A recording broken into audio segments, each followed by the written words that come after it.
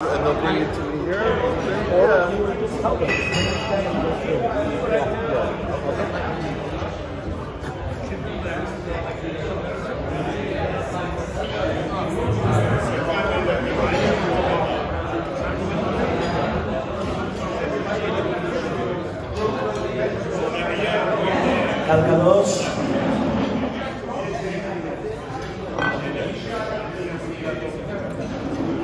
You guys could continue, Be'ezrat Hashem, to serving yourselves.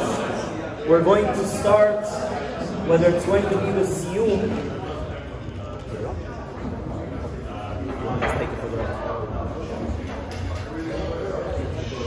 Right before starting the Siyum, I just wanted to share a beautiful idea that I saw.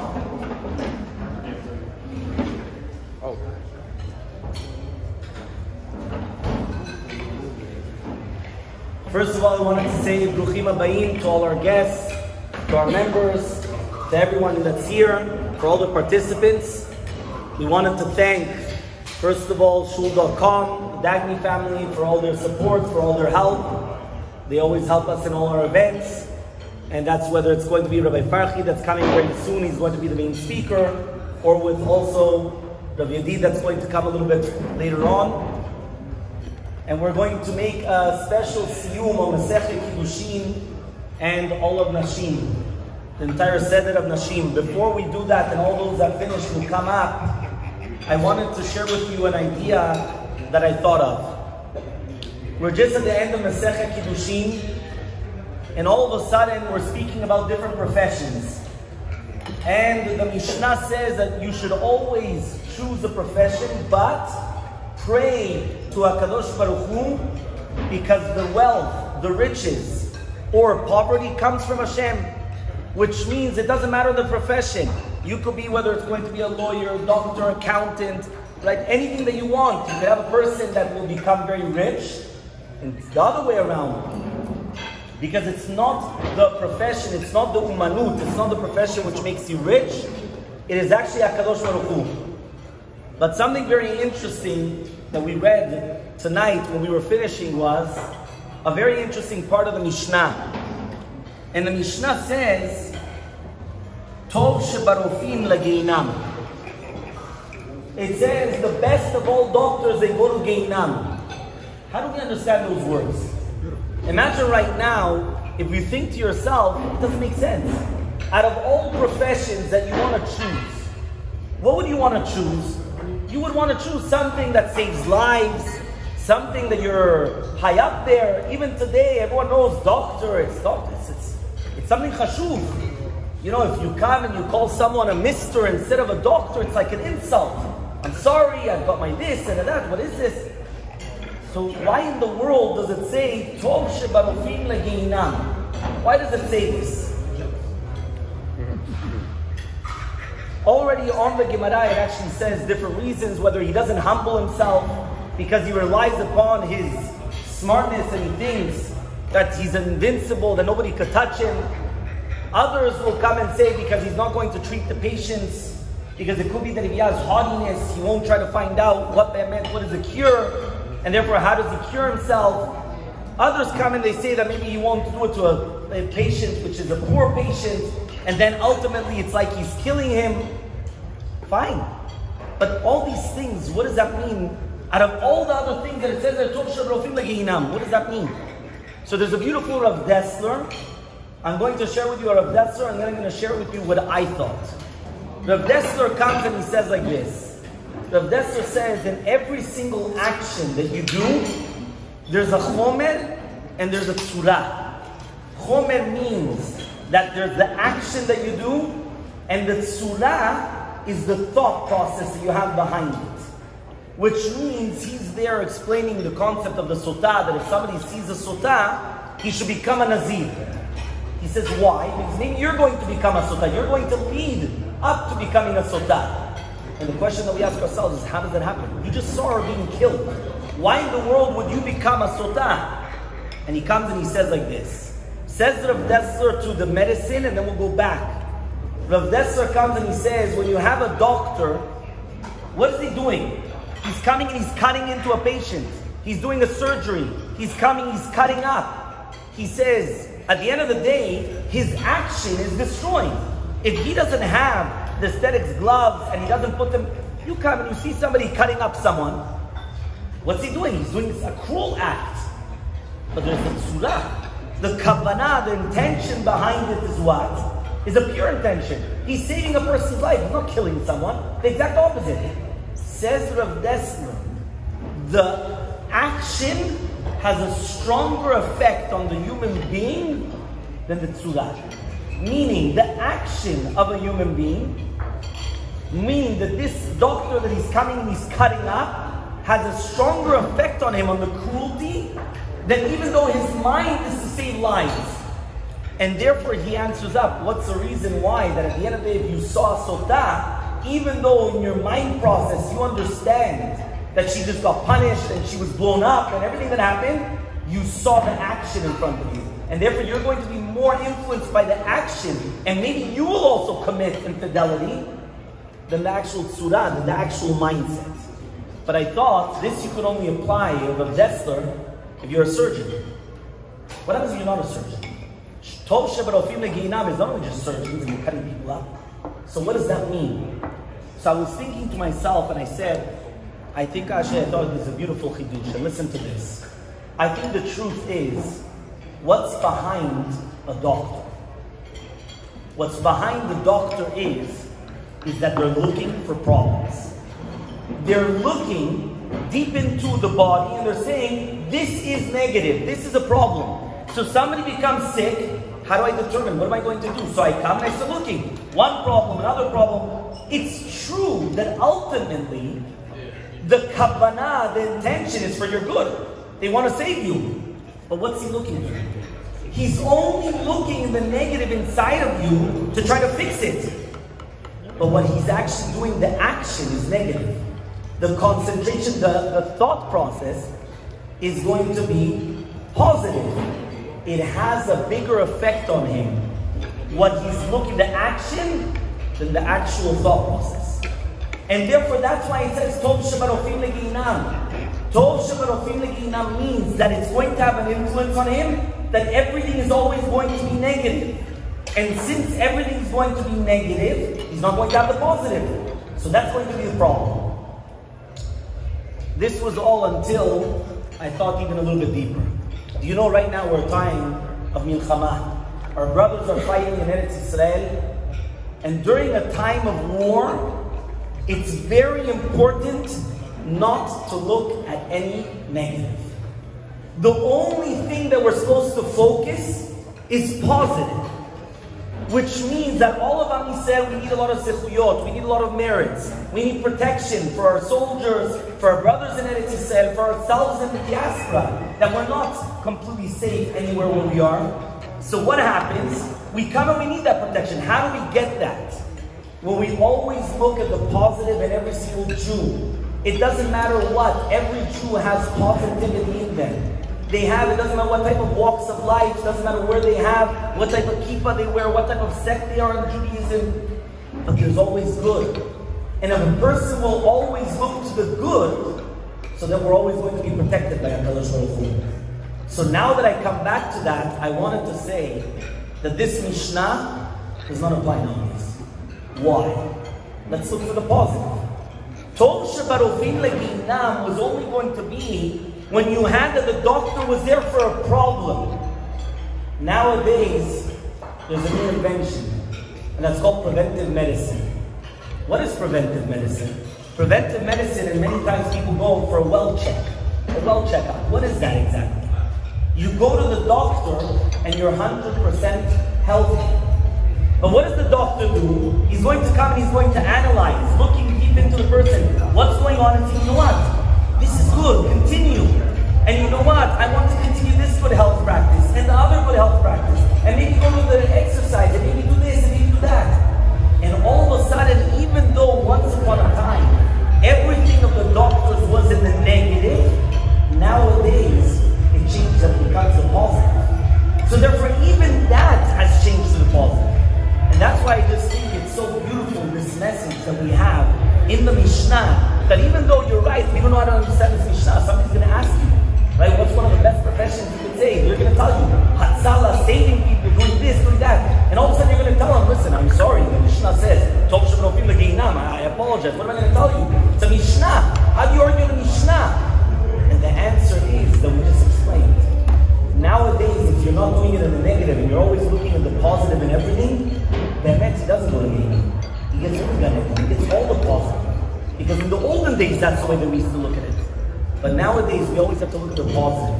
My blessing is that Hashem, that we should always look at the positive within every single one of ourselves, the positive of every single other person, the person beside us, of every single Jew. So that way, Bezrat Hashem, by being this Melitz Yosha, by being this good advocate, HaKadosh Baruch Hu should protect us, protect all our brothers in Eretz Yisrael, protect the soldiers that are in Gaza. They should bring back all the captives, Bezrat Hashem. And Bezrat Hashem, they should always be only good things in the Besorot Tovot, Amans Yisrael, with the coming of Mashiach. Amen. So now we're going to start with the Siyum. So with all those people that actually did the Siyum, can you please come up? I do know that there are some people that they still did not finish because technically they only finished on Friday morning, right, with Daf. But for those that did go ahead to Lapim, and therefore we were able to be Zochez, Yizim Magdinim Lemitzot, and now we're able to come even quicker in order to start running to do Bava Kama, so therefore they could come up and we're going to do the Siyum, Bezrat Hashem.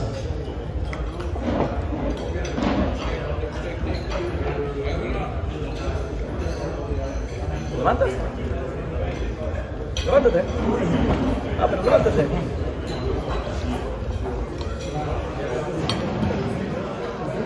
You want to get that in that?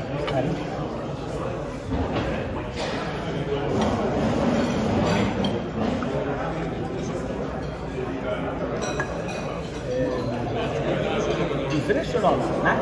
No? You finished, so come. Who else finished? Anybody else finish? Anybody else finish the Masechet? Huh? Okay, no, so you're going to have yours. There's going to be a big letter. Big letter.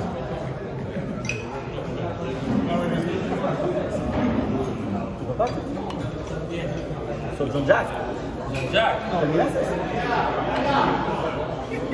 Okay, we're going to finish. Huh? Rabbi, esplátalo de cola. ¿Cuándo habla? Aquí. No. En avión. Mira, si ¿en qué vas en Torah? ¿En qué vas en Torah? We're going to finish over here the end of Kiddushin.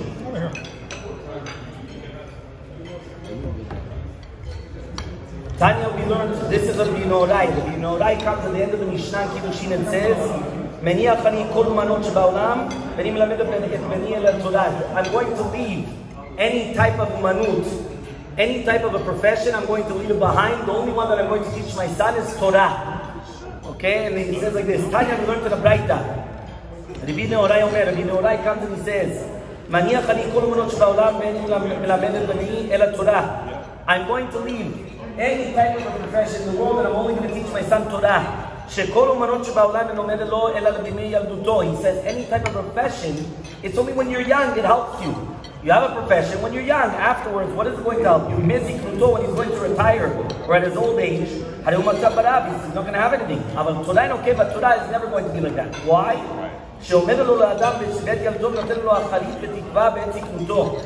It gives him that when he's young, it's going to always help him out, and when he's older, it's always going to give him a good end and tikva and good hope. So he says, what does it say when he's young? HaKadosh Baruch Hu always gives us strength and he continues with the strength. But it's always going to be even in the elderly age. Right? And therefore we're going to be the Shemin Anim, we're going to be all awake, and we're going to be 120. And that's what we actually said, that if you actually pay attention, all the elders, Chachamim, they were always going to be until 120, they were without any problems. Hadran Allah Chasara Yuchasim, Yusrik Allah Masechet Kiddushin. Okay? We're going to start the Hadran. There were other people also that weren't able to be here, but they also finished with us. Sheloi Pakem Moshavam. but they had for other reasons they weren't able to come, but we're going to do it together here. On behalf of everyone. Hadran alaf Masechet Kiddushin. Hadran alan. Latach alan Masechet Kiddushin. Beseder Nashim. Latach alan. Lali Neshem Minach Masechet Kiddushin. Beseder Nashim. Lali Neshem Minach La Bal Ma'adem Vela Bal Ma'adaten. Hadran alach Masechet Kiddushin. Beseder Nashim. Hadran alan. Latach alan Masechet Kiddushin. Beseder Nashim. Latach alan. Lali Neshem Minach Masechet Kiddushin. Beseder Nashim. Lali Neshem Minach La Bal Ma'adem Vela Bal Ma'adaten. Hadran alach Masechet Kiddushin Beseder Nashim V'Hadrach alan. Latach alan Masechet Kiddushin Beseder Nashim V'Hadrach alan. Lani Neshem Minach Masechet Kiddushin Beseder Nashim V'Lad Neshem Minan La B'al Ma'adem V'La B'al Ma'adateh. Yehi ratzon mלפניך Adonai Eloheinu V'Avotenu שתהא תורתך אומנותנו בעולם הזה, ותהיה עמנו לעולם הבא, חנינה בר פפא, רמי בר פפא, נחמן בר פפא, אחי בר פפא, אבא ואני בר פפא, רפרם בר פפא, אחיש בר פפא, סולחה בר פפא, עדה בר פפא, דרו בר פפא. וערבנה אדוני אלוהינו דברי תורתך בפינו, להיות עמך בישראל, ונהיה אנחנו וצאצאינו וצאצאי עמך בישראל, כולנו יודעי שמך ולומדי תורתך לשמה, ואויבי תחגנו עם מצוותיך כי לעולם אלי, ויהי לבי תמים חוקיך למען לא אבוש, לעולם לא אשכח פקודיך כי בם חייתני, ברוך אתה אדוני, למדני חוקיך, אמן, אמן, אמן, סלע ועד. מודים אנחנו לפניך, אדוני אלוהינו נותן ששמת פנינו יושבי בית המדרש, ולא שמת פנינו יושבי כנענות, שאנו משכימים והם משכימים, אנו משכימים בתורה והם משכימים בנתנים, אנו אמנים והם אמנים, אנו אמנים מקבלים שכר והם אמנים והם מקבלים שכר, אנו רצים והם רצים, אנו רצים לחיון עמבה והם רצים לשחר, שנאמר, ואתה מתולדים לשחר, זה שדר תזמה, לא יחצו ימיהם ואני אפתח בך. יהי רצון מלפניך אדונותינו, כשם שעזרתנו לסיים מסכת קידושים אצל אנשים, כן תעזרנו להתחיל מסכתות ספרים אחרים ולסיימם. אמול מעל לשמוע לרצון לקיים את כל דברי תורתך באהבה, זכות כל התוראים והמונאים ותלמידי חכמים יעמוד לנו וזרענו, שלא נמוש התורה מפינו מפי זרענו וזרענו עד עולם, ותתקיים בנו ותלקה תנחיותך, ושוכבך תשמור אליך והקיצות ההיא תשיחך. כי הביאו בו ימיך ויוסיף לך שנות חיים, אורך ימים ימינה ושמחה שבכבוד. אדוני עוז עמו ייתן, אדוני יברך את עמו בשלום. יתגדל ויתקדש שמך רבה, ועלמד יועתי להתחתה ולחיה מתיה, ולצקה יתרון לחייל מה, ולמבנה קרתה עד ירושלם, ושכלה יחלה בגבה, ומלכה פולחנה נוכרה מנהרה, ולטבה פולחנה דשמיה לעצרה, וימליק קודשה בריחו במלכותה ויקרא. בחייכון וביומכון וחיי כל בית ישראל, בעגלה ובזמן קריב, ואמרו אמן. יהא שמך רבה מברך, לעלם לעלמי עלמיה. יברך וישתבח ויפאר ותרומה מנשא ויתהדר ויתעלה ויתהלל, שמך לקודשה בריחו, לעלם מכל ברכתה שירתה תשמך אותם נחמתה, להאמינם בעלמא ואמרו אמן. על ישראל והרבנם והתלמידיון ועל תלמידי התלמידיון, ידבים ועסקים על יתה קדישה, דיבר אתר הדין לכל אתר ואתר, יהיה לנו הון וכל שלמה חינם וכניסתה וחיה יחיה, זוננו רכב רחמה, מן קודם אל העם הרי שמיה והרב אמרו אמן. יהא שלום הרבה מן שמיה, חיים ושבע בשלום נחמה ושבע פרוג לא שכה בכפרה, ורווח והצלה, לנו כל עמו ישראל ואמרו אמן. עושה שלום בגלומיו, וברחמיו יעשה שומרנו, רק כל עמו ישראל ואמרו אמן.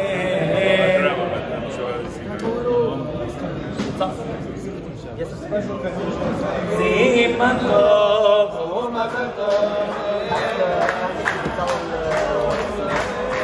סימן טוב ומזל טוב, יהיה לנו, יהיה לנו.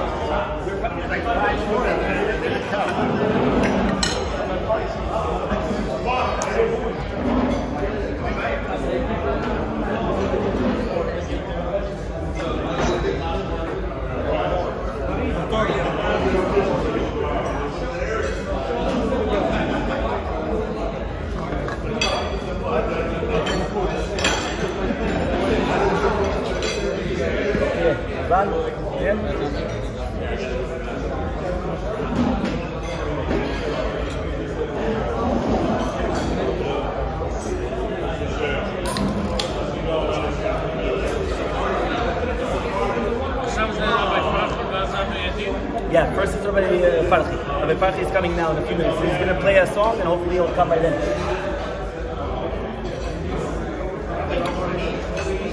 Oh, thank you. Yeah, that's it. Thank you. Did you talk to meet them after or no? Which one? think there'll be time to meet them after or no? Maybe. We have to see. Let's see.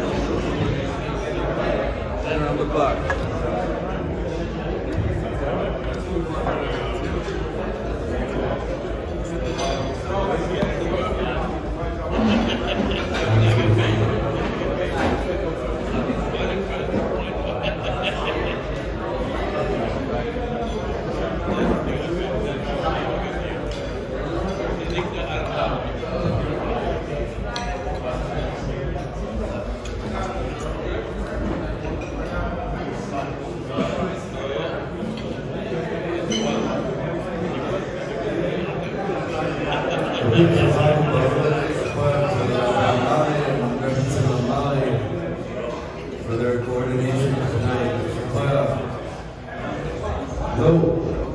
For the rabbi.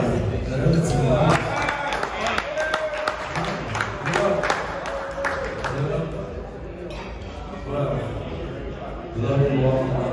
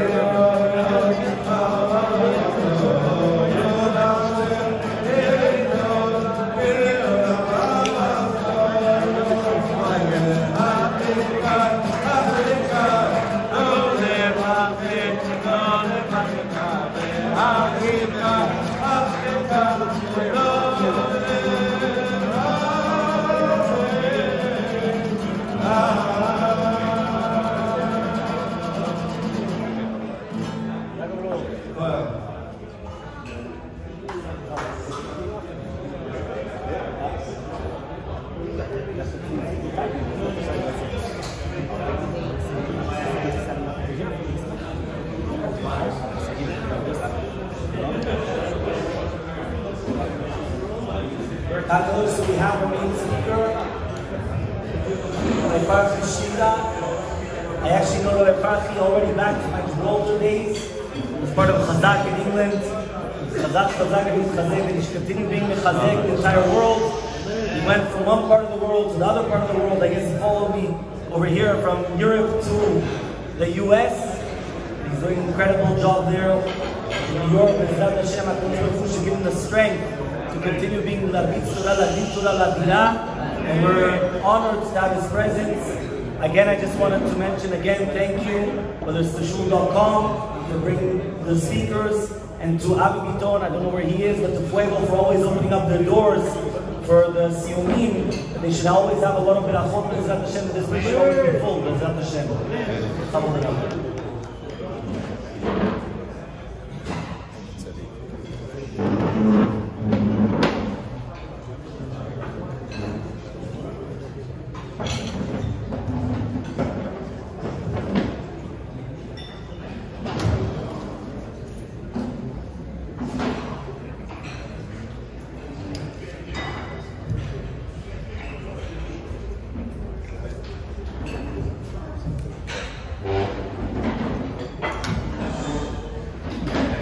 Not my forte, but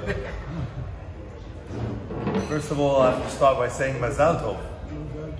Mazal Tov to a group of people that have been zochet to be able to be Mesayem, not only a Masechet, I understand, but also a Seder. And Bezrat Hashem, you're going to be starting now a new Seder. It's always a place of the rabbi to make all sorts of jokes about how you go from Kiddushin to Nizikin, etc., etc. But I'll leave that to other rabbis. That's not exactly my style. So let's begin.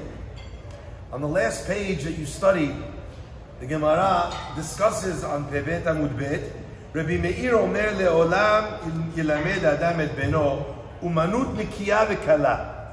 A person always should teach his son a clean and an easy umanut. I always love that. Clean and easy. Now, actually, the Gemara goes through a whole list of things that are clean and easy. Some of them are clean in terms of being clean. Some of them are clean in terms of being honest. Some of them are clean in terms of who you have to involve yourself with. Is most of your work with women, etc., etc. That's what the Gemara talks about. Obviously, today, in today's world, there's also this same question. Is the work that you're doing, is it nikiya, is it clean, and is it kala?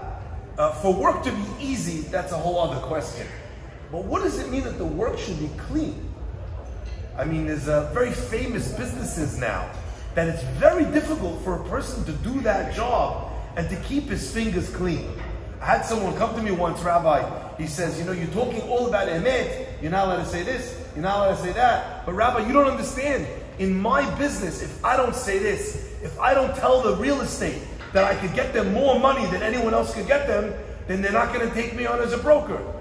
If I don't tell the guy that there's the buyer, that there's another bid on the property and make up a number that someone else is bidding, then you know what? I'm not going to be able to get him to pay the full amount.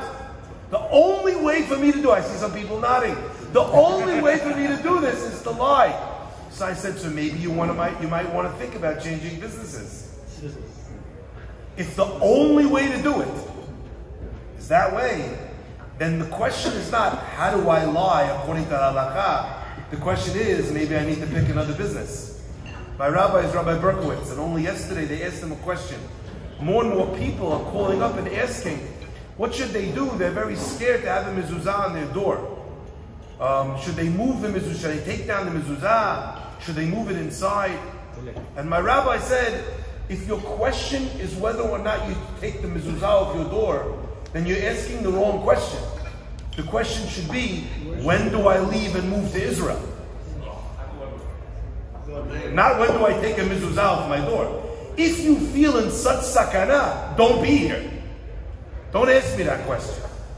Sometimes the chokhmah of a person is in figuring out what the right question to ask is. So the first things first, Rabbi Meir says a person should teach themselves a umanut, a business which is naki, which is clean, and which is easy. V'yitpalel, but then Rabbi Meir says, a little bit of a caveat. He should pray Lemisha Osher V'Nechasim Shalom. Pray to the person who the wealth and possessions belong to him, like God says, Ki liya kesef, the money, it's all mine. So you want to get a good job, get a clean job, get an honest job, get a job that doesn't compromise your Yetzer Hara and what you're looking at, what you're involved in. You do the right thing, and then you pray to HaKadosh Baruch Hu. God is the one that decides. She'enu manut she'en ba'aniyut. There's no business that you can't be poor in. You have guys in real estate, they think they're laughing. Now how are they feeling? You have a guy who thinks 6 months ago, 2 years ago, 5 years ago, Bitcoin, he's laughing. Then what happened? He fell off a cliff. Now he's maybe picking up his head again. Right? There's no business that doesn't have ups and downs. So wealth and poverty is not from a business. Everything is according to your zechut, according to the merit that you have. My friends, I want to talk a little bit about this idea, because I think that this idea that you just studied in the last page of Masechet Kiddushin, the idea that my worth, my value, my success, it does not come from my job, is a very challenging thing for a person to believe. And I want to share with you a little bit about what I think is maybe a chidush in the Gemara that you just saw. The Gemara says, first in the Mishnah, Rabbi Shimon asks a very interesting question. Did you ever see an animal that has a job, and yet they get their parnasah, shelo b'tzar, and they're not the purpose of the world. I'm the purpose of the world. If they could get it below tzar, but the Braita adds something remarkable. The Braita adds, did you ever see a tzvi that was kayatz? What is a kayatz? You guys remember? Someone who dries out figs. Did you ever see an ari that was a sabal, that was someone who dragged packages? Did you ever see a shu'al, a fox that was chenvani, that was a shopkeeper? You never saw such a thing. And still they have parnasah. Interesting, why did the Gemara give the animals those jobs? Of all jobs. The Ben Ish Chai has a whole piece on this. But I'd like to share with you an idea maybe that I think is a chidush in the Gemara. What the Gemara is telling you is, what does it mean shelo b'tzar? What does it mean that they get parnasah without tzar? A kite, someone who dries out figs, where is his work? His work is in the field.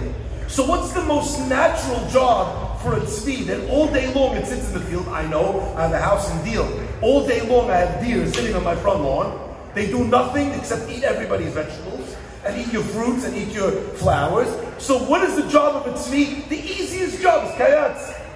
All he needs to do, dry out the figs. He doesn't even need to pick them. He just needs to let them sit in the sun. Okay? Easiest job in the world for a tzvi. What is an ari? We know the ari is a gibor. What is the easy job for an ari? Sabal, to take a package on his back because he's a gibor. What's the easiest job for a shu'al? A shu'al is known in Chazal to be very cunning. He knows how to trick everybody from everything. So he's a good shopkeeper. You know you're in a dishonest store if there's no prices on the goods. You ever see that? You walk around, you see there's no prices. That's how you know the guy is deciding when you walk up. Let's check, let's see what I can charge this guy. He has no idea. He never went shopping in his life. I know his wife always comes. This guy I'm going to charge double. My friends, so God says, the Gemara, the Braita is telling us, there's certain jobs that a person is natural at. It fits with his personality. Tzvi's always in the yard. The Ari is always a Gibor. The Shu'al is always Arumi. He's cunning. He knows how to trick people. Each one has a job that fits their personal capabilities. That's what the Gemara is telling you. Even such a job they don't have. A person, when they do a job like that, what do they think? It's very easy for them to think, I was cut out for this job, and that's why I'm successful. My friends, I need to share with you the most beautiful chidush I saw this past week. Brought down from the Beit Israel from Gur. Listen to this. The Pasuk says that after Abraham Avinu went to battle with the 4 kings, and he overcame the 4 kings, who, by the way, had just beat the 5 kings. Look at Abraham Avinu, comes in like a hero. Unbelievable. There's 2 opinions. How many people Abraham Avinu brought with him? One opinion is he brought Eliezer, because Eliezer is Gematria 318. Other opinion is, no, he brought 318 people. I like to make shalom between the two Pishatim. He came with 318 people. But like Moshe and Aharon on the way to Paro, as he got closer and closer and closer, everybody left. So he was left with only Eliezer, which is Gematria, 318. My friends, he won a battle that no one could ever have imagined that Abraham Avinu would win. Then the king of Sodom, where was the king of Sodom? Do you remember? 3 Pesukim earlier. He was in a pit. The king of Sodom says, Dachila, give me all the people, take all the money. Give me the people, take the money. Seems like a very good guy, this king of Sodom, okay? Give me all the people, take all the money. Abraham Avinu says, he raises his hand. Harimoti yadi. He raises his hand and he swears. I swear to you, I'm not going to take michut v'atzruch now. Not a shoelace, not a thread, that you should not say that I made Abraham Avinu rich. Now, the question he asks is unbelievable. This is a guy who was in a pit. He just lost the war. Who in their right mind is going to say that he was the one that made Abraham rich? Abraham could have kept the money and the people. He's doing him a favor by giving back the hostages. Why in the world would anyone have said that? The first answer is, it doesn't have to make sense to come up with a bad narrative against the Jews. We're seeing that this past 3 weeks, right? They're trying to figure out, I always say, you know what, we lived through once, we lived through again. In the time of the Megillah, the Jewish people had a gezerah against them, lashmid, laharog, la'abed. Every Jew, man, woman, and child is going to die in one day. They come to Achashverosh, and because of this unbelievable story with Esther, what happens? They get a new degree. What does the new degree say? That they're allowed to stand up and defend themselves. Someone's trying to kill you, you're allowed to have self-defense. From then, we had to get permission from other people to save our own lives. And still today, we need to get permission from people to stand up and save our own lives. Something that no other nation on earth requires. In the Megillah, you see, we required it. And still now we require it. And not only that, the people who are supposed to give it to us, the UN still won't give us that right, that appeal. Yemach Shema. My friends, listen to this and listen carefully. Abraham Avinu just saved. Why is he worried that the king of Sodom and others are going to say, I made Abraham rich? What possible right would he have to say that? So I gave you one answer. It doesn't matter if it's logical to the world. When it comes to the Jews, they make up whatever story they want. The Jews stole the land from them. I mean, of course, that's what happened. Yair. My friends, but I want to give you a second idea. An idea from the Beit Israel that is unbelievable. He says that Abraham Avinu was not talking to the king of Sodom. Harimoti yadi, I raised my hand in front of God. And who was he talking to? He was talking to his hand. The hand that just won an unbelievable battle. Arm. Kochi ve'otzem yadi. Don't tell me that you made me rich. So he held up his hand and talked to his arm, to his strength, to himself, to his natural acuity in a job. Says to Rabbi Shimon ben Elazar, you think you're going to get a job which is Belitzar? I was made for this job. I know exactly how to play the guy. I know how to run the meeting. I know how to do everything. In the end, my friends, that job is going to make you further from me. Sheha osher v'hanechasim shelo. So therefore, says the Mishnah, find work which is nikiyah v'kala, which is easy, which is clean. And then you'll know that you're not choosing the work which is so hard. Because ultimately my success will belong to whom? I took a group of young men and women from England. We went to Meridian, which is the largest mortgage lender in America, I think. It's run by some religious Jews, Ralph Hertzka, etc. And we got a chance to meet with one of the partners in this office. And I'm sitting there with 50 kids. They don't keep a single Torah mitzvah in the Torah. Not one. They're very not religious. They came on this trip. They're loving it. It's fantastic. It's very, very exciting.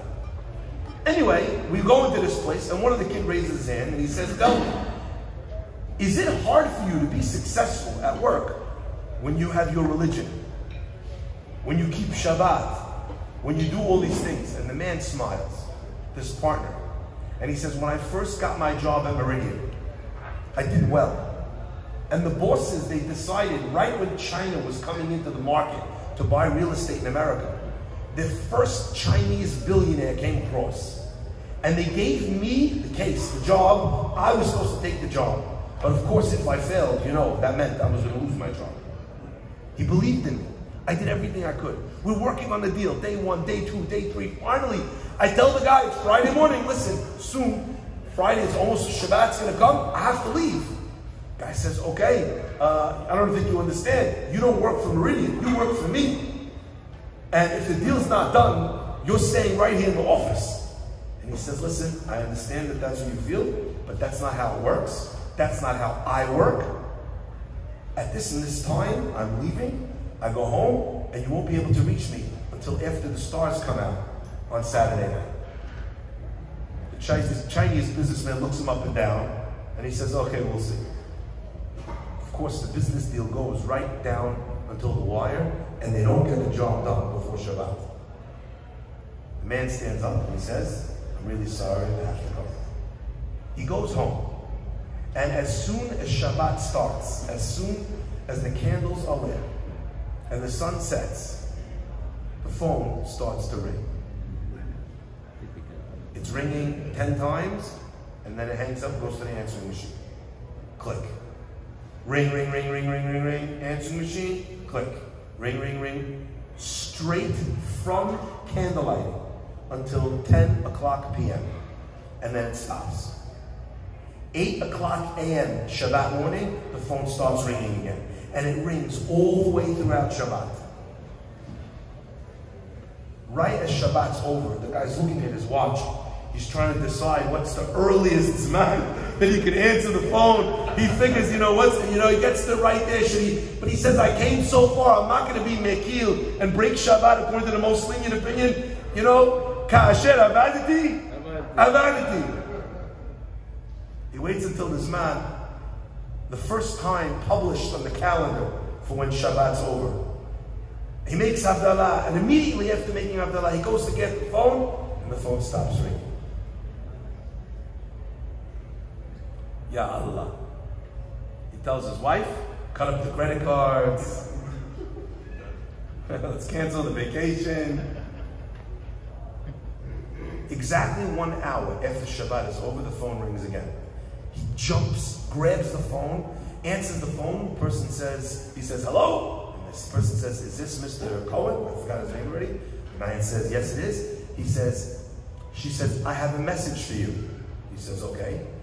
He said, my boss instructed us to call you non-stop from the moment Shabbat came in until 10 p.m.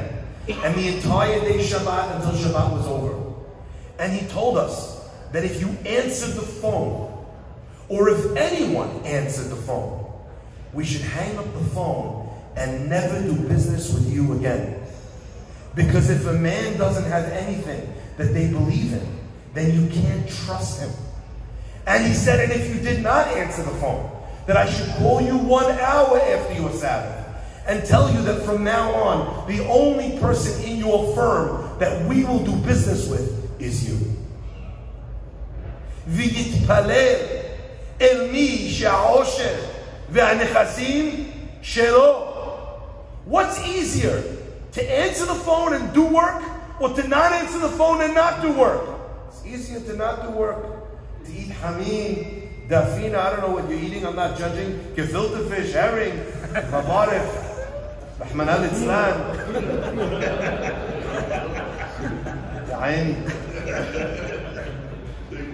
No problem, I got you. That famous joke.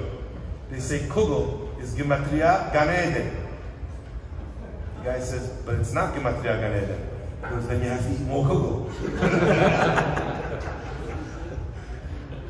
My friends, this concept, when it comes to Parnasah, that we are learning from this Gemara is not only over here by Parnasah.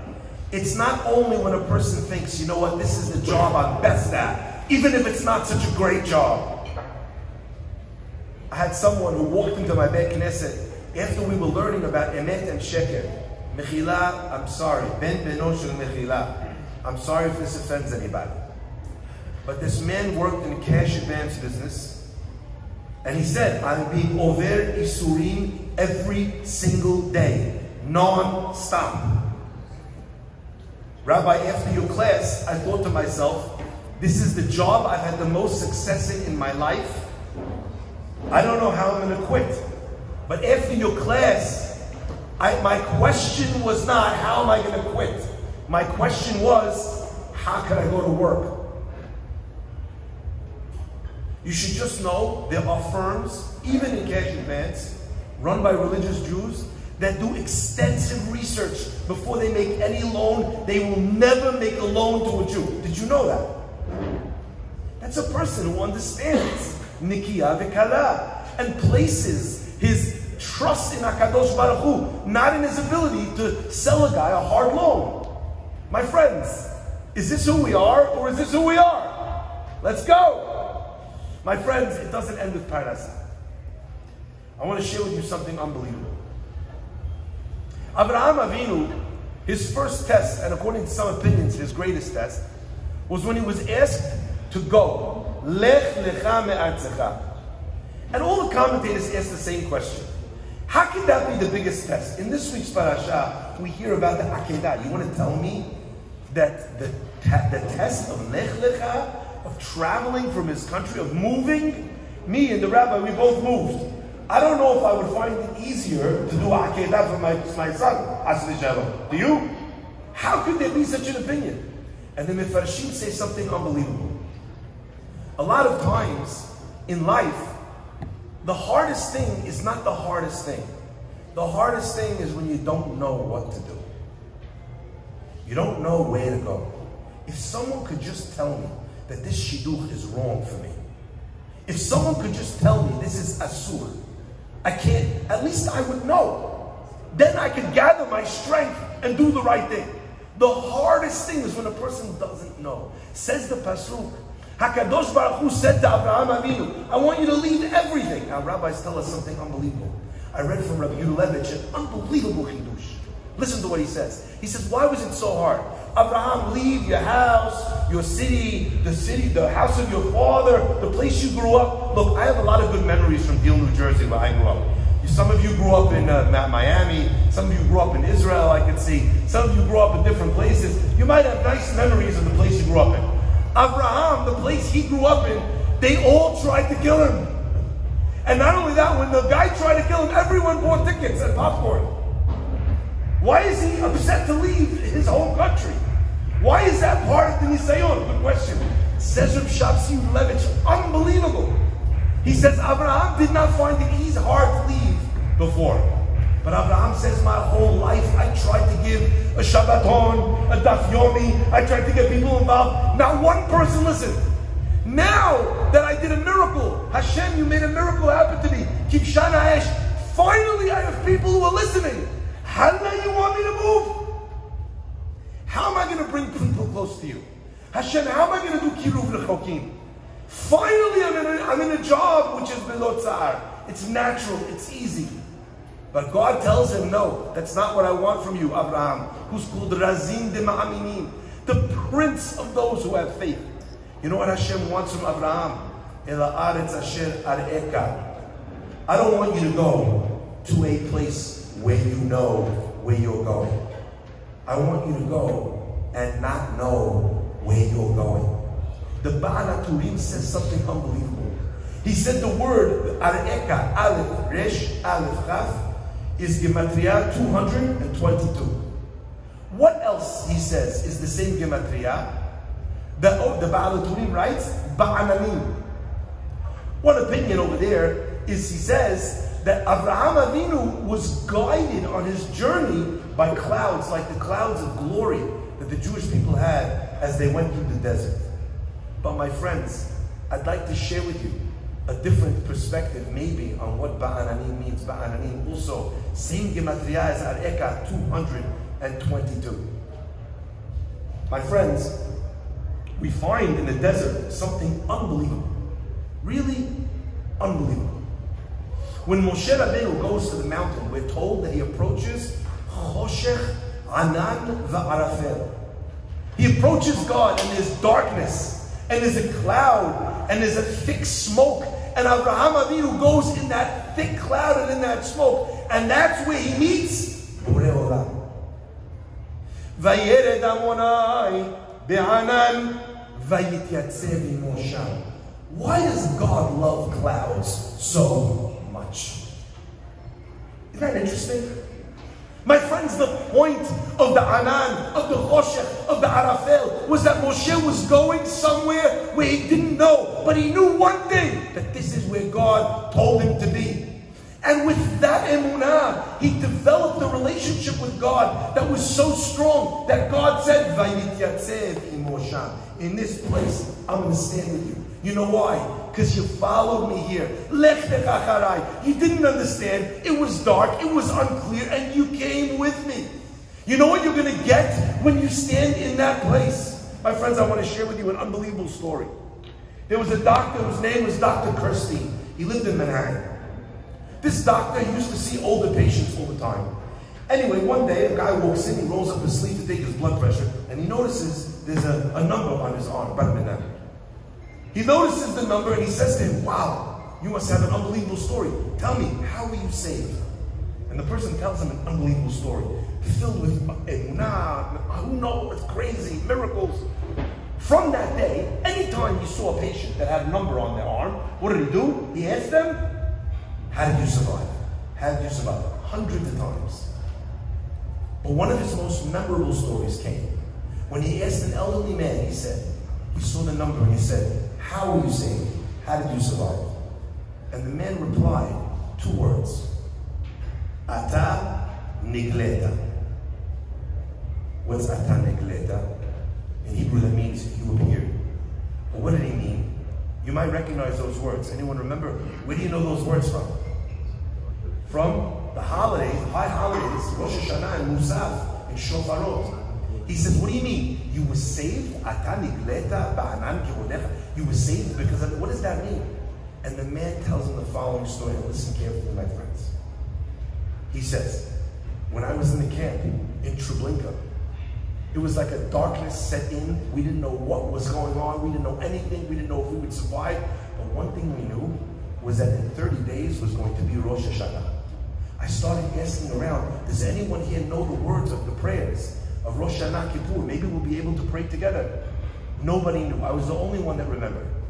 I also happened to have a beautiful handwriting, so they chose that I should be the one to try and write down the Amidah of Shacharit and Musaf in hiding, risking my life with writing every word. Someone stole a piece of paper, another person stole a pen. Slowly but surely the pages added up until finally I got to the end of the Amidah and Musaf, and I just wrote those words. Ata nigleta ba'anan kivodecha. You appeared in the cloud of your honor. As soon as I wrote that word, I felt a tap on the shoulder. I turned around, and there, with a wicked smile, was a Nazi SS officer. "What are you doing?" I didn't know what to say. I told him, I'm writing some. He didn't wait for me to finish. He grabbed the papers and the pen, grabbed me by my uniform, and he dragged me to the commandant of the camp. I knew that my end was near. I was already saying, "Vidui." He throws the papers on the desk and says, "Look what I found this filthy Jew doing in our camp." He throws it down. He says, "What is this Jew? What do you think you're doing?" He says, "I'll tell you the truth. Our holiday is coming up. I thought maybe if we have a chance we'll be able to pray." I was the only one that knew it. So I started writing it down, and I'm almost all the way finished. And he's thinking, and he sees this guy's face. He can't read whether he's going to live or die. And the man is looking at him. And he's looking at him. And he looks at the paper. And he looks at him. And he looks at the paper. And he says, "You know, I'm rising in the SS ranks. I'm a very important officer. And that means that now I need to send more and more letters to Berlin, to Hitler, Yamach Shemo, to read. Your handwriting is magnificent. I want you to become my personal scribe to write my letters to Hitler Yamach Shemo. My friends, this boy, this young man, who seconds ago was thinking to himself, I'm sure, and I'm sure you thought this too, how can it be that God would do this to me? How can he do this to me? I risked my life for a mitzvah. I risked my life for him to do this, and now I'm going to die because of it. But in the end, God, you appear. Sometimes not in the bright sunshine of a clear day, but in the cloudiest day. Where you have no idea, why is this happening? What is going on? What is God's plan? What does he want from me? How much have we felt that over the last 3 weeks? What do you want? Is there something that we did wrong that warrants the punishment that we got? We're trying everything. We're sending our money. We're sending tefillot. We're sending mitzvot. Hashem, what do you want? But Areika, my friends, the Gematria 2:22 reminded me the Ba'alaturim of another 2:22. You see, Rashi writes the beginning of the Torah, that the Torah begins with the letter Bet, Bereshit. Why does it begin with the letter Bet? Our rabbis tell us, Rashi explains, because the word Baruch begins with the letter Bet. Ask the Ibn Ezra on Rashi, Mechilat Kevodo, I understand. You know what else Bet starts? Behema, Botzea, someone who steals, Bizayon, Bahamas, and other things that are not so good. Are you with me, Rabotai? Ibn Ezra, good question on Rashi, right? Says the Maharal something ingenious. He said that Ibn Ezra did not understand what Rashi meant. He wasn't saying that the first letter of the word is Bet. He was saying that the mahut, that the essence of the word beracha, what's the root of the word beracha? Barech, Bet, Resh, Chaf. Its essence is 2. Bet is 2 in the ones column. Resh is 2 in the hundreds column. And Chaf is 2 in the tens column. So the mahut of a beracha is to expand what is already there, to take 1 and make it 2. That's what it means, Bereshit. That's what it means, beracha. My friends, Barech is also Gematria 2:22. We find ourselves oftentimes as if God is not with us, where we can't see him and we don't understand his plans and we don't know what, why, when, or how. But my friends, I want you to remember this. Every one of us asks the question, Lama. Why? Every one of us asks the question, Ma'iyeh, what's going to be? The Gematria of Lama is 75. The Gematria of Ma'iyeh is 75. And the Gematria of Bitachon is 75. To live with a question, but to be okay, because it's Borei Olam that put me here. My friends, I'll end with this, because I feel in my bones that this is what is going on. In this week's parasha, we read that Sarah Imenu, she gets taken by Avimelech. Hazit, Paro kidnaps her. She gets kidnapped again by Avimelech. And it tells us that Hashem says to Avimelech, you better give that woman back, because if not, you and everyone you know is going to die. And then what happens? He says, you better ask for forgiveness. And he asks for forgiveness. And what happens? Abraham Avinu prays, Vayitpalel, and he prays. And what happens? The problem that Avimelech had went away. Because what was the problem, says the Pasuk? Ki atzar, for God had withheld the ability from Avimelech and all of the people in his kingdom, including even the chickens in his kingdom, from being able to give birth. Abraham Avinu prayed, and that, my friends, was the moment that Avimelech was scot-free. But the next pasuk says, V'Hashem pakad et Sarah, and God remembered Sarah and gave her what she was waiting for all this time, that baby Yitzchak. Says the Orach Chaim HaKadosh that what God was doing, God was showing that he was atzor, atzar, al devar, sarah. He was held back from having children, him and everyone in his kingdom, because of Sarah. You read that Pashut, you think it means as a punishment for Sarah. But then the Pasuk says, V'Hashem pakaret Sarah. God remembered Sarah, says the Or HaChaim. Why? Because Kol HaMitpalel Ba'al Chavero, anyone who prays for their friend, they get answered first if they need the same thing. Now we can look back at the story with the eyes of the Or HaChaim and see a completely different story. It is not that Sarah Imenu got kidnapped, and then Avimelech got punished, and then Abraham Avinu forgave, and then he prayed, and then Sarah Imenu had a child, but rather, Al Devar Sarah, since Sarah did not have a child, God made sure that she would get kidnapped. And since she was kidnapped, Atzor Atzar Ba'ad Korech, God set the table for a person to rise to the Nisayon, to be able to do in the Anan what Hashem wanted, and to get that unbelievable beracha that they wanted all this time. Hashem is right here, my friends. Reach out, touch him, believe in him. Bring more zechuyot, bring more ma'asim torim, more tefillot, and ultimately, the beracha that we so desperately seek will finally come our way.